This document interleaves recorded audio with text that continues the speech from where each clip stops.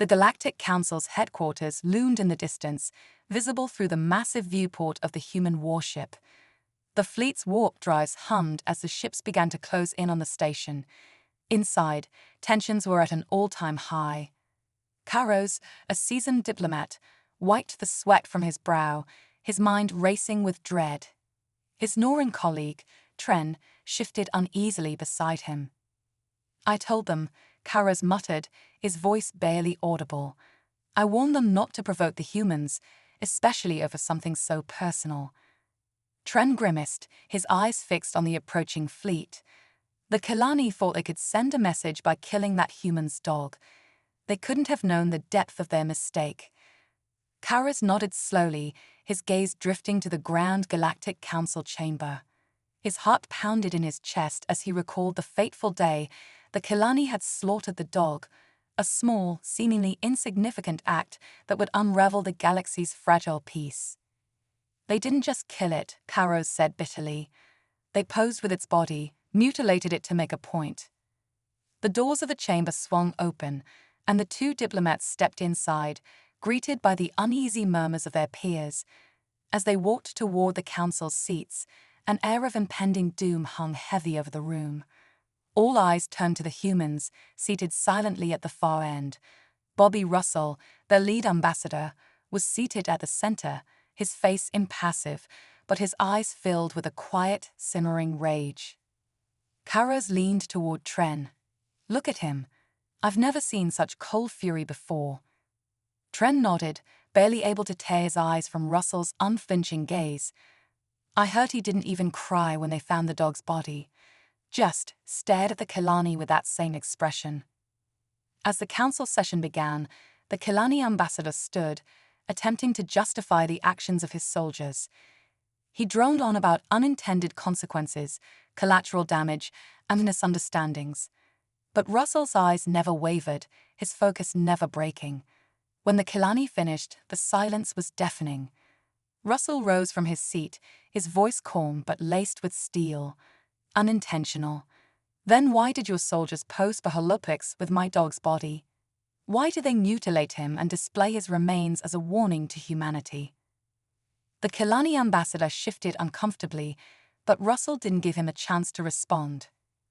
"You wanted to make a point," Russell said, his voice growing colder.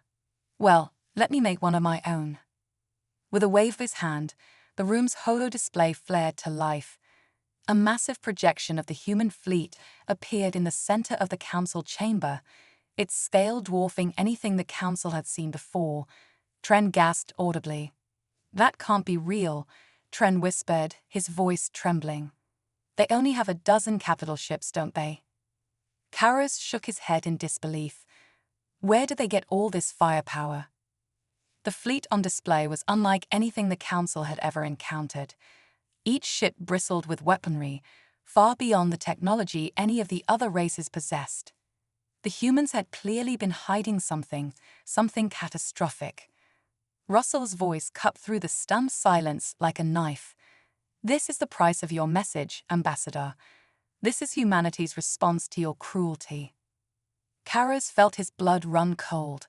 He had heard stories about the humans' war capabilities, but he had never imagined this. A hidden armada, a force so powerful it could annihilate entire civilizations, now stood ready to unleash its fury on the council. Russell continued, his tone unwavering. "We don't seek conflict, but if it comes to us, we are more than prepared. Your next actions will determine the fate of your people. Choose wisely." The room erupted into chaos. Diplomats shouted over one another, scrambling to make sense of what they had just witnessed. Fear gripped the assembly as the weight of humanity's threats sank in, exchanged a look with, both men realizing the gravity of their situation. "We've unleashed something we can't control," whispered, his voice barely audible over the din of panic. Nodded, his face ashen. "Spirits help us. What have we done?" The chamber buzzed with frantic discussions, but the decision had already been made. The humans had shown their hand, and the galaxy would never be the same. The Galactic Council headquarters stood silent, the towering structure casting long shadows over the city below. Inside, the diplomatic chambers were anything but calm. After the abrupt session that revealed the terrifying power of Earth's hidden fleet, the alien diplomats were in disarray. Whispers filled the air, hushed conversations carried the same note of dread. Earth, the planet they had underestimated for so long, had just delivered a warning, and it was clear that the consequences would be catastrophic if ignored. And moved through the corridors, their minds reeling from the events they had just witnessed. The sheer size of the human fleet haunted their thoughts, but it was the cold fury in Bobby Russell's eyes that stayed with them. It wasn't just the loss of the dog, it was something deeper, something primal that had been awakened in the humans. "I can't believe this is happening," murmured as they passed a line of guards, their expressions equally grim. "We knew they were strong, but this, we never saw it coming." Nodded slowly, his mind racing. "They've been playing us for fools. All this time, we've mocked them for their lack of advanced technology. We've seen them as simple, backward creatures. But now it's clear. They've been preparing." As they reached a quiet alcove, stopped and turned to, his eyes wide with fear. "Do you think they'll really use that fleet? Over a dog?" Hesitated, then shook his head. "It's not just the dog, it's what it represents. The humans are driven by emotions we don't fully understand. That bond they have with their animals, it's sacred to them. We violated that. We didn't just kill a pet, we struck at the very heart of their values. And now they'll strike back." Before could respond, the lights flickered, and a low hum echoed through the corridor. Frowned, glancing around as a holographic image blinked to life in front of them. It was the face of one of the council's senior members, a Kelleron diplomat with dark, sunken eyes. "The emergency session is about to begin," the hologram announced, its voice distorted by the connection. "All representatives are to report to the council chamber immediately." Exchanged a glance with, the tension between them palpable. Without a word, they turned and headed toward the council chamber, their footsteps echoing in the hollow silence of the hallway. When they arrived, the chamber was already filling up. Dozens of alien diplomats had gathered, their faces etched with worry. The air buzzed with anxious energy, and the council members seated at the front of the room looked equally uneasy. At the center of it all, Bobby Russell stood, his expression unreadable, his posture rigid and composed, and took their seats near the back, watching as the room settled into a nervous quiet. The Kelleron council member who had appeared in the hologram stood, his voice ringing out across the chamber. "We are here to discuss the matter of Earth's response," he began, his tone cautious. "What we witnessed earlier was unprecedented. Humanity has revealed a military force far beyond anything we could have anticipated. Their fleet is formidable, and their warning was clear." A murmur of agreement rippled through the room, but the air was thick with fear. The continued, his gaze sweeping over the gathered diplomats. "We must decide how to proceed. Diplomacy is, of course, our preferred course of action, but we cannot ignore the possibility that Earth may be preparing for war." At that, Bobby Russell stepped forward, his presence commanding immediate silence. He didn't raise his voice, but the authority in his words was undeniable. "Make no mistake," he began, his tone cold and measured. "We do not want war, but if war is brought to us, we will end it. You took something precious from us, something irreplaceable, and now you must face the consequences of your actions." The room fell silent as Russell continued, his gaze sweeping over the gathered diplomats. "We are not a violent species by nature. We do not seek out conflict, but we will not stand idly by while our people, or those we care about, are harmed. You have two choices: make amends, or face the full might of our fleet." This wasn't just about a fleet of ships. This was about the humans' capacity for vengeance, their willingness to fight for what they believed in, and knew that once they were pushed to that point, there was no turning back. The Kelleron diplomat cleared his throat, clearly uncomfortable with the gravity of Russell's words. "We understand your position, Ambassador Russell, but surely there is room for negotiation. The Kelani have already expressed their regret over the incident. Regret? Russell interrupted, his eyes narrowing. Regret won't bring back what you took from us. Regret won't undo the damage you've done. If you truly want to avoid conflict, then you'll do more than just express regret. You'll make reparations. You'll ensure that this never happens again. The Kelleron hesitated, clearly taken aback by Russell's unyielding stance. But before he could respond, the doors to the chamber swung open, and a figure stepped inside. It was the Kelani ambassador, flanked by two of his guards. His expression was grim, and his eyes were filled with a mix of defiance and fear. I came here to speak on behalf of my people, the Kelani ambassador began, his voice trembling slightly. We did not intend for things to escalate to this point. The death of the human's animal was an unfortunate accident, nothing more. Russell's gaze darkened, and he took a step forward. Accident? You mutilated that dog. You strung its body up as a warning. That was no accident. That was a message. And now we're sending you one. Without warning, the chamber's holographic display lit up, showing the massive human fleet once again. This time, the ships were in motion, their warp drives igniting as they began to move into position around the Galactic Council's homeworld. The sight was both awe-inspiring and terrifying, the sheer scale of the fleet dwarfing anything the Council had ever seen. The Kelani ambassador paled, his defiance crumbling in the face of the overwhelming force arrayed before him. What are you doing?" he stammered, his voice barely a whisper. "We're preparing for the worst," Russell replied, his voice cold. "But the choice is still yours. Stand down or face the consequences." The tension in the room was palpable as the Kelani ambassador struggled to respond. He looked around, seeking support from the other diplomats, but found none. The room was silent, all eyes fixed on the human fleet hovering menacingly above them. Finally, the Kelani ambassador lowered his head in defeat. We will comply," he said, his voice barely audible. "We will make amends." Russell nodded, his expression softening slightly. "That's the right choice. But remember this, the next time you think about crossing us, think about what you've seen here today. We won't be so forgiving next time." With that, the human ambassador turned and walked out of the chamber, leaving the stunned council members in his wake. Karras and Treno exchanged a glance, both of them shaken to their core. "Spirits help us," Karras muttered under his breath. "We've unleashed something far worse than we ever imagined." And as the human fleet hovered above the Council's homeworld, its presence a constant reminder of the power and wrath of Earth, the galaxy would never forget the day they provoked humanity's vengeance over the death of a single cherished dog. The tension in the Galactic Council chamber lingered long after Bobby Russell's departure.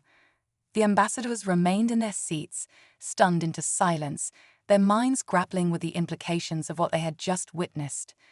The holographic image of Earth's fleet hung in the air, a constant reminder of the precarious situation they now faced. Karras and Treno exchanged worried glances, their expressions a mirror of the anxiety that coursed through the council. The Kelleron diplomat stood at the center of the room, attempting to regain his composure, but the authority he once commanded had been shattered. "I suggest we hold an emergency session," he finally said, his voice trembling. "We need to reassess our approach to humanity and develop a strategy to prevent further conflict." "An emergency session? What good will that do?" Treno interjected, his frustration boiling over. "We've underestimated them time and again, and look where that's led us. We can't afford to be complacent anymore." The Kelleron shot Treno an irritated look, but Karras stepped in to defuse the situation. "Treno has a point. We need to acknowledge the reality of the situation. Earth is no longer a minor player in our galaxy. They've become a formidable force. If we don't find a way to address this, we may find ourselves at war with a species that thrives on such conflicts." As the diplomats began to murmur among themselves, Karras couldn't shake the unsettling feeling that they were on the precipice of a much larger conflict. They had treated Earth as a backwater world for far too long, and the emergence of a powerful fleet had transformed their perceptions overnight. The Council's inability to react decisively to the crisis could result in devastating consequences. Finally, after much deliberation, the Kelleron raised his hand to restore order. Let's focus. Our primary objective should be to establish a dialogue with Earth, one that acknowledges their grievances and works toward reparations. We need to make it clear that we are willing to rectify our mistakes. Perhaps if we can demonstrate our commitment to diplomacy, we can mitigate the risk of war. But how do we convince them? Traino asked, skepticism etched across his face. After everything that's happened, do you honestly think they'll trust us? The Kelleron diplomat hesitated, his confidence waning under the weight of uncertainty. We must extend an olive branch, demonstrate our sincerity. Maybe a delegation, a formal apology. Russell's words echoed in Kuroz's mind. They were not just dealing with a simple offense, they had ignited a passion in humanity that had been dormant for far too long. An apology wouldn't suffice. They needed to show genuine contrition, and that meant making reparations that would resonate with the humans. What if we offered them something more substantial? Kuroz proposed, his mind racing. An alliance of sorts. We could extend our resources to assist them, share technology, and perhaps even invite them into our broader galactic community. A ripple of surprise washed over the assembly. The notion of elevating Earth to the status of an ally was radical, but Kuroz could see the merit in it. If they could demonstrate a commitment to supporting humanity, it might ease tensions and allow both sides to recover from the fallout of recent events. But can we trust them? The Kelleron asked, raising an eyebrow. After all, their display of military power was nothing short of a threat. We have no way of knowing how they will respond to such overtures. We don't have much choice, Traino interjected, urgency creeping into his voice. We've already poked the bear. The only way forward is to engage with them and hope they see the value in cooperation. The council members exchanged thoughtful glances, weighing the implications of Kuroz's proposal. A plan began to form, one that would require all their resolve and courage to execute. Slowly, the murmurs of agreement spread throughout the chamber. As the session drew to a close, the Kelleron diplomat turned to Kuroz. Prepare a delegation.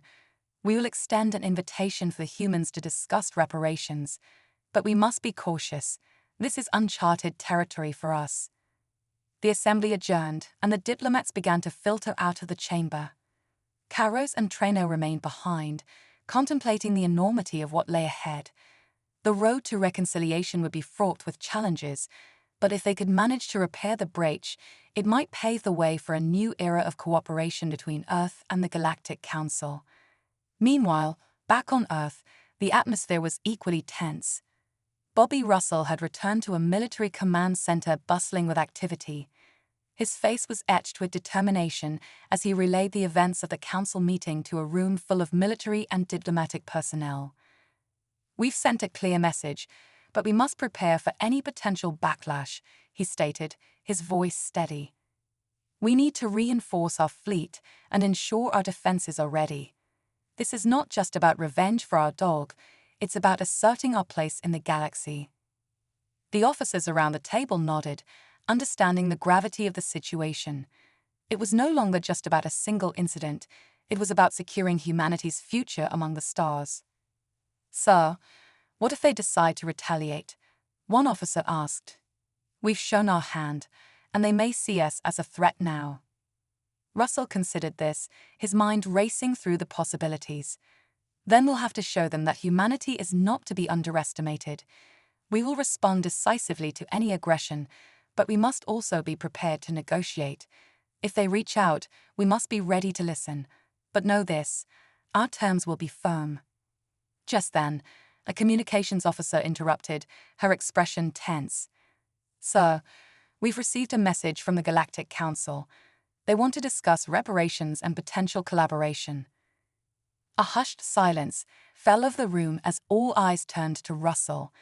This was the moment they had been waiting for, a chance to engage with the Council directly, but it was also a chance to cement their resolve. Let's not forget why we are here, Russell said, standing tall.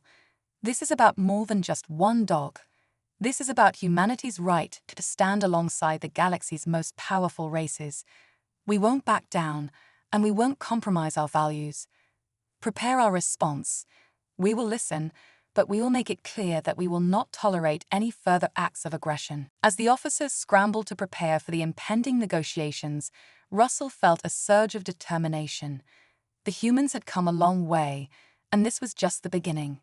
They had shown their strength, and now it was time to demonstrate their wisdom. In the days that followed, preparations for the talks began in earnest. The Galactic Council assembled their delegation, and Earth mobilized its best diplomats and negotiators. Bobby Russell was at the forefront, ready to engage in discussions that would determine the future of humanity's place in the galaxy. The Council had chosen a neutral location, a massive space station orbiting a desolate planet far from the disputes of their home worlds. It was an environment that allowed for safe dialogue, one that would be free from the immediate tensions of their recent history. As the time for the meeting approached, Russell found himself pacing in the command center, his thoughts racing. This was a pivotal moment for humanity, and he was acutely aware of the stakes involved. When the day finally arrived, Russell and his team boarded the sleek shuttle that would take them to the station. As they glided through space, the view outside the window was breathtaking, a sea of stars glittering against the void.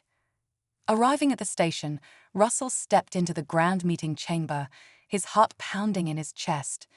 The delegates from the Galactic Council were already present, their expressions a mix of apprehension and determination.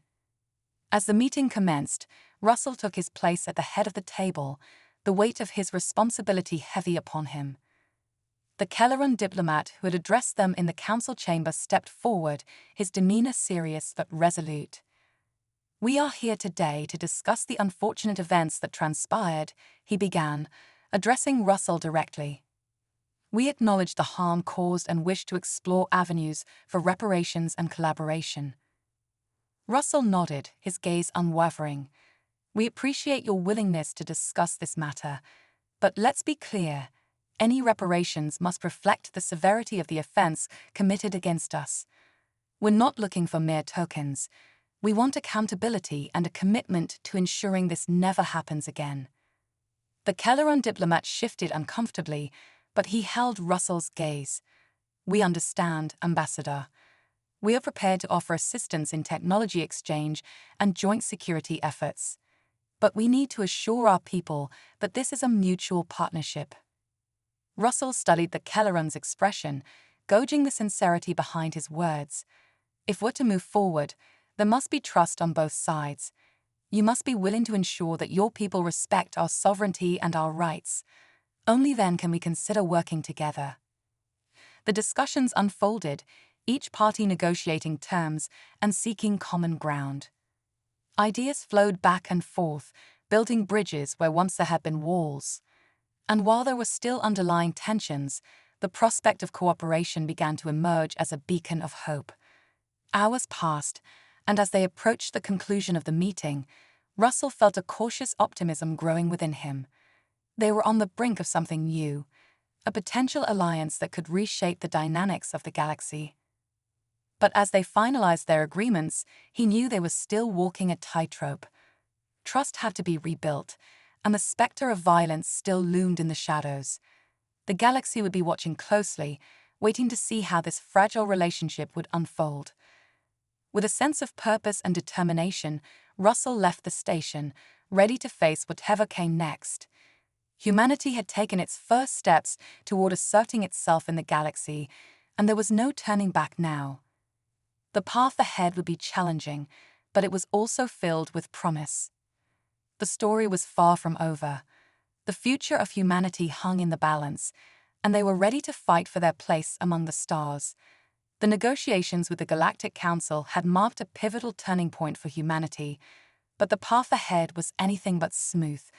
As Bobby Russell returned to Earth, the reality of the situation began to sink in.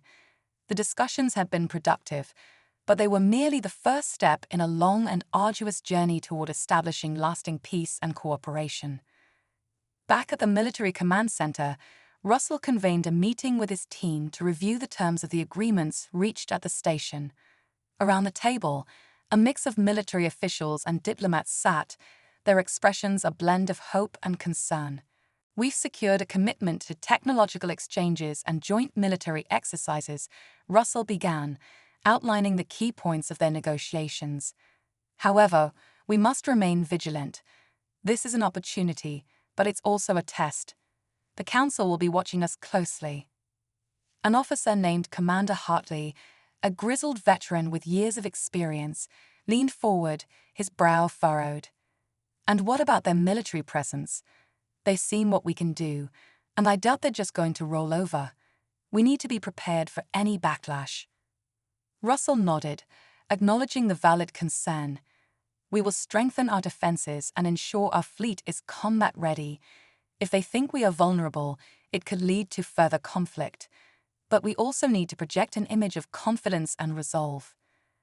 The room buzzed with chatter as the team discussed strategies to enhance their military capabilities while also promoting their newfound diplomatic stance. After much deliberation, they settled on a two-pronged approach: bolstering defenses while simultaneously reaching out to the Council for further collaboration. Meanwhile, on the Galactic Council's side, the Kelleron diplomat, along with representatives from the various member species, gathered to assess the aftermath of the meeting with Russell. "We must tread carefully," the Kelleron began, his tone grave. "The humans are unpredictable, and their recent display of military power has sparked fear among our members. Some factions are advocating for a stronger stance against them." A Tharvox representative interjected, his reptilian features animated with concern. "But what if their aggression is just a facade? They've shown us their willingness to negotiate. We should build on that trust rather than risk pushing them into a corner." The debate intensified as various factions voiced their opinions. Some argued for a more aggressive posture, citing humanity's military advancements as a potential threat. Others echoed the sentiments of cooperation, recognizing the importance of maintaining open channels of communication. Eventually, the Council reached a tenuous agreement to promote joint initiatives that could benefit both sides. They would offer Earth access to advanced technology and resources, contingent on mutual cooperation and respect. As the delegates dispersed, the Kelleron felt a sense of unease. While they had managed to navigate the immediate crisis, the underlying tensions remained. The path to lasting peace was fraught with challenges, and humanity's unpredictable nature only added to the complexity. Back on Earth, Russell's team sprang into action. The technological exchanges promised by the Council began to materialize, bringing advanced equipment and knowledge that would enhance humanity's capabilities. However, this influx of new technology also created an urgent need for training and adaptation. Days turned into weeks as military leaders organized joint training exercises with the Council's representatives. Under the watchful eyes of both humans and aliens, troops trained in a mix of human strategies and alien tactics. The process was filled with challenges as cultural differences and communication barriers emerged. One particular training exercise highlighted the difficulties they faced. During a simulated combat scenario, an alien commander from the Xenthian race misinterpreted a human maneuver, leading to confusion among the ranks. Voices rose, tempers flared, and the exercise nearly devolved into chaos. Russell, witnessing the situation unfold, quickly intervened. "Everyone, halt. This isn't just about tactics. It's about understanding each other. We need to work together as a cohesive unit." After calming the situation, Russell took the time to facilitate a dialogue between the two parties. He encouraged the Xenthian commander to explain his perspective while allowing the human soldiers to voice their concerns. Slowly, the tension dissipated, and they found common ground. Through this experience, both sides learned valuable lessons about patience and adaptability. It became clear that successful collaboration would require not just shared technology, but also shared understanding and respect for one another's differences. As the weeks progressed, the initial skepticism gave way to a tentative camaraderie. Joint training exercises became less about showcasing superiority and more about cooperation. The soldiers started to develop friendships, exchanging stories and insights about their respective cultures. However, beneath the surface of this growing partnership lay a persistent undercurrent of mistrust. While the initial agreements had been made, the specter of past hostilities lingered, and there were still factions on both sides that yearned for conflict. As the military exercises continued, news of Earth's partnership with the Galactic Council spread throughout the galaxy, eliciting mixed reactions. While some species expressed curiosity and admiration, others viewed humanity's rise with skepticism and fear. Among these was the Morvok, a highly militarized race known for their aggression and territorialism. Their leaders, alarmed by the prospect of an empowered Earth, convened to devise a strategy to counteract what they perceived as a threat. "The humans are not to be underestimated," the Morvok general growled, his voice a low rumble. "They have displayed capabilities that rival our own, and their alliance with the Council only strengthens them. We cannot allow them to gain further influence."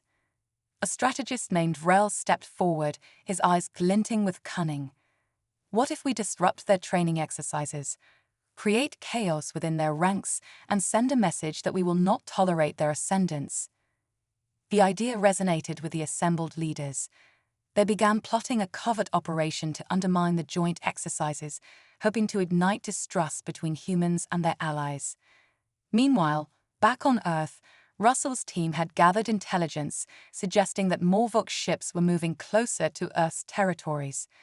The reports raised alarms, and a sense of urgency filled the command center. "We can't let them provoke us into a conflict," Russell said, addressing his team. "We need to prepare for potential skirmishes while simultaneously reaching out to our allies in the Council. If the Morvok strike, we must show that we stand united." With that, preparations began for increased surveillance and defensive posturing. Earth's military forces were put on high alert, ready to respond to any signs of aggression from the Morvok. Simultaneously, Russell sent messages to the Council, urging them to bolster their own defenses against potential incursions. The tension escalated as the days wore on, each side bracing for the inevitable clash. The Morvok continued to gather their forces, hidden within the shadows, while Russell worked tirelessly to forge stronger ties with the Galactic Council. Then, the moment arrived. During a routine training exercise, alarms blared across the military base as sensors detected incoming Morvok ships. Panic ensued as soldiers scrambled to their stations, the realization dawning that they were about to face a real threat. Russell, maintaining his composure, rallied his troops. "Listen up. This is what we've been training for. We've worked hard to prepare for this moment. Remember your training and stick together. We stand as one." As the Morvok ships descended, weapons primed, Russell coordinated with the Council's forces. The message of unity resonated as alien ships joined Earth's fleet in a synchronized formation, creating a formidable front against the impending attack. The skirmish was fierce. Lasers blazed, and the sound of explosions reverberated through space as the fleets clashed. Russell fought alongside his team, directing maneuvers and relaying critical information to the Council's commanders. Throughout the chaos, a sense of solidarity emerged. Humans and aliens fought side by side, their differences momentarily forgotten in the face of a common enemy. They adapted to one another's combat styles, learning to anticipate each other's moves in a way that only hours of training could foster. As the battle raged on, it became evident that the Morvok had underestimated the strength of this new alliance. Their tactics faltered, and one by one, their ships began to retreat. But even in victory, Russell understood that this was not merely a battle won. It was a warning, a signal that the galaxy had taken notice of humanity, and they would not go quietly into the night. After the dust settled and the fleets returned to their respective bases, Russell stood among his team, the adrenaline still coursing through their veins. They had faced a real threat and emerged victorious, but the fight for humanity's place in the galaxy was far from over. As they began to assess the damage and regroup, Russell couldn't shake the feeling that this was only the beginning. The Morvok would not remain idle. They would regroup and plan their next move. Turning to his team, he declared, "We must use this victory to strengthen our alliances. We will show the galaxy that humanity is here to stay, and we will not be intimidated." And so, as they began the next phase of their journey, the embers of diplomacy and conflict flickered in the dark, setting the stage for a future that remained uncertain but filled with possibilities. Humanity had risen to meet the challenge, but the road ahead would be filled with trials that would test their resolve and commitment to forging a new path among the stars.